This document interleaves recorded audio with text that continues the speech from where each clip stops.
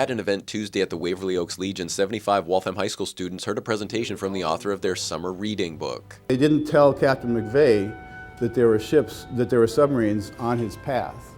They also asked him questions and had their book signed.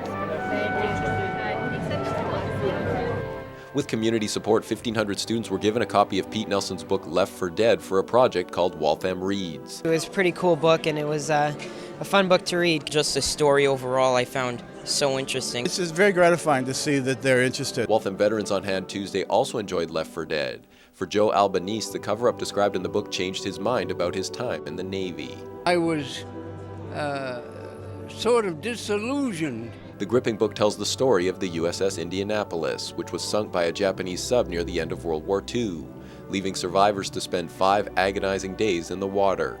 Some grappled with sharks, while others suffered extreme dehydration and the effects of sleep deprivation.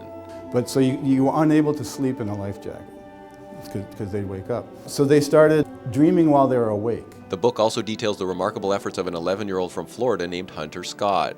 His life changed forever after seeing a clip from Jaws where Captain Quint describes his ordeal aboard the Indianapolis. So 1,100 men went in the water. 316 men come out, the sharks took the rest. Scott researched the ship and crew and later led a successful effort in Washington to exonerate the ship's captain who had been court-martialed. This young boy who changed history, starting with a history project that he did for a history fair. It was really inspiring for high school students to read. Now a Navy helicopter pilot, Hunter Scott spoke at Waltham High School last week.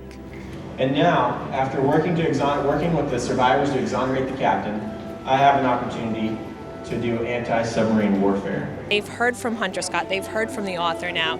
They've talked with community members that they might not have talked with and had this interaction that they wouldn't have had if they hadn't read this book. And that to me is what readers do, and hopefully that will spark kind of a lifelong love of reading. After reading this book, I started even reading more books now. Like, I spend every day reading now. Tuesday's event was part of a larger effort by Perna and library teacher Kendall Boninti to integrate the book into high school curriculum.